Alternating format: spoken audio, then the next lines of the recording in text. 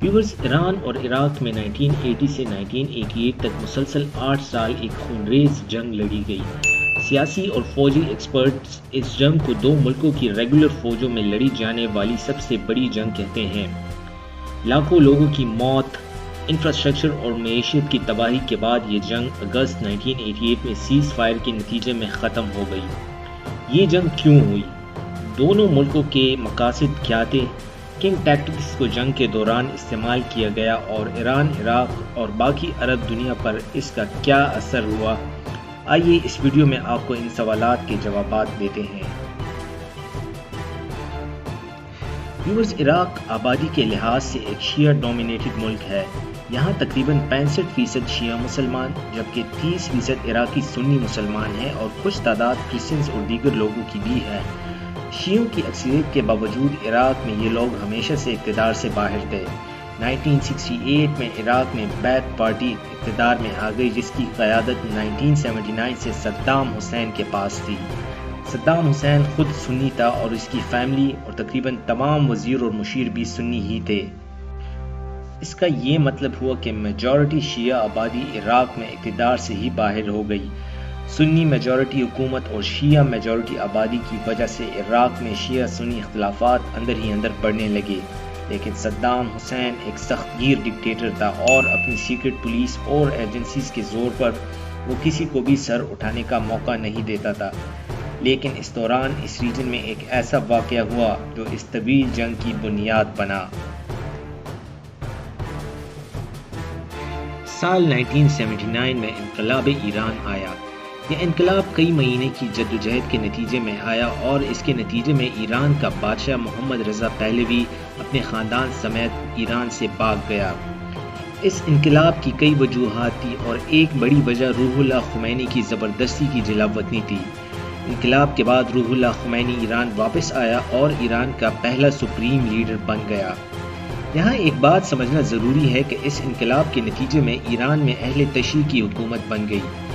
اب عراق اور ایران کی صورتحال کچھ یوں تھی کہ عراق میں شیعہ میجورٹی کے باوجود صدام حسین اور بیت پارٹی کے سنی برسر اقتدار تھے اور ایران میں ہارڈ کور مذہبی شیعہ حکومت بن گئی تھی۔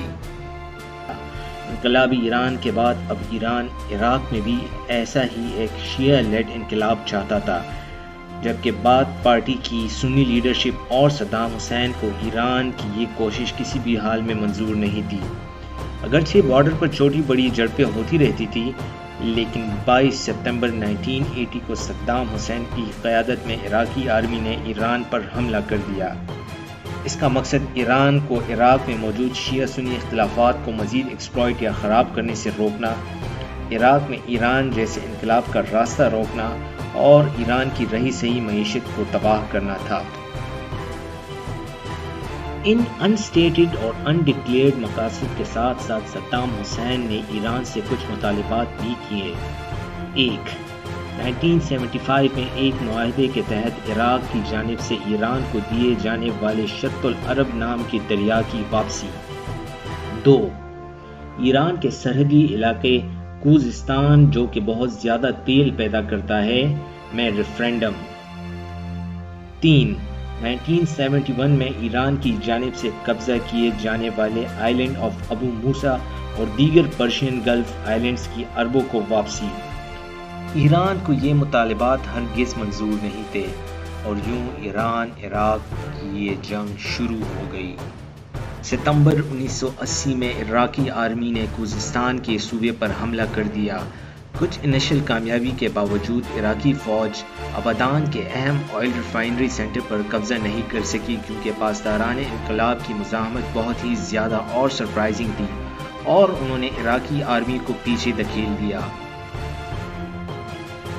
جولائی میں ایرانی پاسداران انقلاب نے عراقی صوبے بصرہ پر حملہ کر دیا، لیکن عراقی فوج اپنے ملک کے دفاع میں ماہر تھی اور یہاں پر ورلڈ وار 1 کے بعد سب سے بڑی خندقوں والی لڑائی لڑی گئی، لیکن رزلٹ سٹیل میٹ تھا۔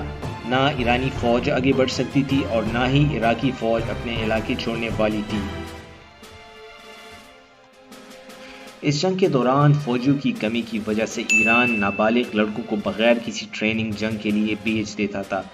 یہ بھی کہا جاتا ہے کہ ان لڑکوں کو زیادہ تر زبردستی گلیوں اور سڑکوں سے اٹھا لیا جاتا تھا اور ان کو میدان جنگ بھیج دیا جاتا تھا، جہاں ان کا سامنا ایڈوانسڈ عراقی فوج اور جدید ایئر فورس سے تھا، جس کی وجہ سے یہ نوجوان ہزاروں کی تعداد میں مارے گئے۔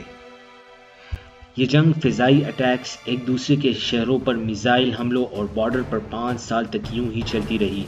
1987 میں UN سیکیورٹی کونسل ایک ریزولوشن کے ذریعے دونوں سے جنگ بندی کا مطالبہ کرتا ہے۔ عراق نے یہ ریزولوشن مان لی تھی، لیکن ایران سیز فائر کے لیے ابھی بھی تیار نہیں تھا۔ 1988 کے آغاز میں ہی ایران نے عراقی کردوں سے مل کر عراق کے صوبے کرکوک پر ایک بڑا حملہ کر دیا، جس کا جواب عراقی فوج نے کیمیکل ویپن سے دیا، جس سے صرف صوبے کرکوک میں 5000 کرد مارے گئے۔ عراق نے یہ کیمیکل ہتھیار ایرانین آرمی کے خلاف بھی استعمال کرنا شروع کر دیے، جس کی وجہ سے انہوں نے کئی ایرانی علاقوں پر قبضہ کر لیا۔ اب جنگ کا نتیجہ واضح طور پر عراق کی طرف ہو چکا تھا۔ اسی سال امریکی فوج ایک ایرانی مسافر جہاز کو جنگی جہاز سمجھ کر گرا دیتی ہے، جس سے تقریباً 300 ایرانی شہری جان سے ہاتھ دھو بیٹھے تھے۔ اس واقعے کے بعد مزید سویلین اموات برداشت کرنا ایران کے لیے ممکن نہیں تھا، لہٰذا انہوں نے UN ریزولوشن 598 پر سائن کر دیا اور 20 اگست 1988 کو دونوں ملکوں میں سیز فائر کے نتیجے میں یہ جنگ ختم ہو گئی۔ اس جنگ میں دونوں ملکوں میں لاکھوں لوگ مارے گئے۔ ایک اندازے کے مطابق 1 ملین یعنی 10 لاکھ سے زیادہ فوجی اور سویلین ہلاک ہوئے۔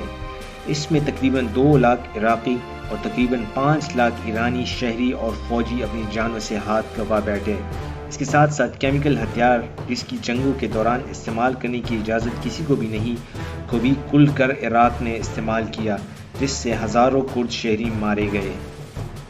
عراق اور صدام حسین اس جنگ کے بعد مزید طاقتور ہو گئے، جس کا نتیجہ صرف 2 سال بعد عراق کویت جنگ یا فرسٹ گلف وار کی صورت میں دیکھنے کو ملا۔ ویورز، اگر آپ نے ابھی تک ہمارے چینل کو لائک اور سبسکرائب نہیں کیا تو ابھی کیجئے، سبسکرائب کیجئے اور بیل آئیکن دبائیے تاکہ کوئی بھی ویڈیو آپ سے مس نہ ہو۔